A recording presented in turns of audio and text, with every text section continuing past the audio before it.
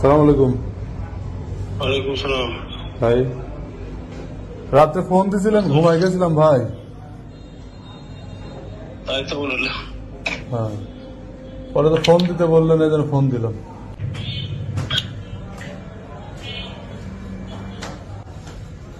মোটামুটি আমি স্যারের কিছু একটা দেওয়ার জন্য চিন্তা ভাবনা করছিলাম। স্যারের একটু বড় করে দিলাম এর আগে যে স্যার বাইরে কথা বলছে। মোটামুটি কমপ্লিটলি মামলা থেকে বাদ আসতে তার পাশের নিচে চিন্তা ভাবনা করা যাবে না। কত কমপ্লিট একবারে পার হয়ে আসতে পাশের নিচে 5 মতো লাগবে। 5 লাখ? হ্যাঁ, এই জন্য আপনি জানেন যে 3-4টা জায়গা এখানে আছে, আর ওইটা 1 নম্বর আসামি। আর এইখানে আমি এখন আপনার ওই 500 দেওয়ার বলে ওরকম না, মোটামুটি হয়তো 1-এর মতো এগুলো পাঠায় দিলেন। আমি স্যারের সাথে কথাবার্তা বললাম, বলে এখন স্যার কিছু স্যার পরে আপনার সাথে কথা বলবো। মানে এদের আগে ঝামেলা করার দরকার নাই, কেউ যাবে না, আমি মনে হয় আমি ওইদিকে যাবো না। তার মানে দেখা যাচ্ছে আপাতত হলো 1 লক্ষ টাকার মতো আমি বলবো, আর মানে বলবো যে টোটাল আপনি তার সাথে কথা বলেন। মোটামুটি এখানে যদি মনে করে যে একবারে দিবে, একবারে হলে আমি একবারে প্রসেস করতে থাকবো, সেটাও করতে পারে। আমি একবারে চাচ্ছি না, এই কারণে যে যেহেতু কাজটা আমি কমপ্লিট করিনি, করলে তারপরে তো ইয়ে করা যাবে। বুঝতে পারছি। এত অ্যামাউন্টটা বেশি হয়ে যায় আমার, মানে বলতেই বুঝছেন, এই একটা মামলা সে তো ভাবতে পারে যে আমি যেভাবে চলতে, আচ্ছা আমি না না ভাবতেই পারে। আপনি তারা বলেন, তারপরে যেরকম সে বলে।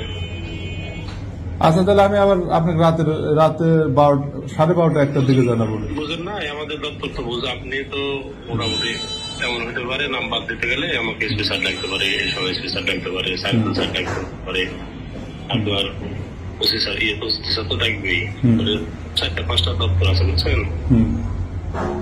নলেজে রাখেন, ঈদের আগে লাখখানিকের ব্যবস্থা করে দিবে, পাবো যেরকম যখন দরকার হয় বলবো আপনারে। এই আমি অফার দিলাম, আর আপনি আপনার মনে কথাবার্তা বললাম জানেন। আচ্ছা ভাই, ঠিক আছে। আচ্ছা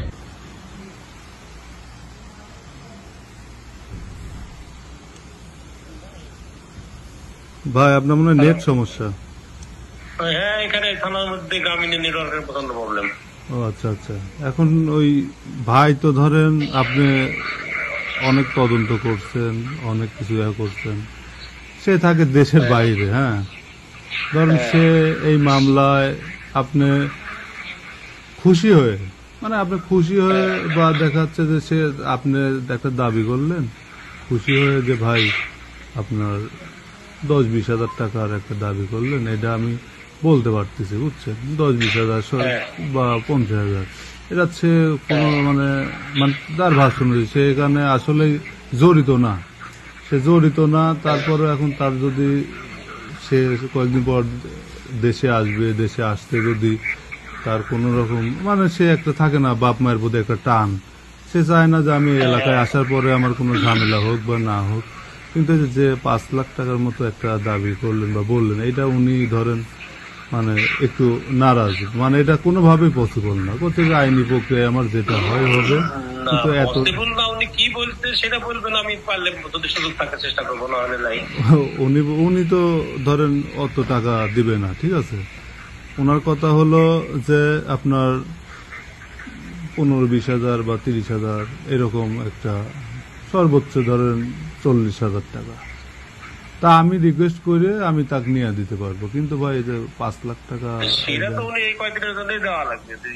এই কয়েকদিনের জন্যই তো দেওয়া লাগবে। মামলা থেকে কোনো নাম বাদ দিতে গেলে আমি একা নাম বাদ দিতে পারবো? এখন আপনাকে বলি ভাই, এখন সে মানে আপনি খোঁজ খবর নিয়ে দেখেন, সে অনেক মানুষের হেল্প করে, অনেক মানুষের হেল্প করে, সাহায্য করে। আপনি এই হিসাবে আপনি টাকা চাইতে পারেন, কিন্তু ওই পরিপ্রেক্ষিতে আমি এর বেশি আমিও তো একটা মানে আমার বলার মতো এখতিয়ার নাই, বুঝছেন, আমার বলার মতো এখতিয়ার নাই। মানুষের হেল্প করে, সেটা তো আমার তদন্তের বিষয় নয়। সে তো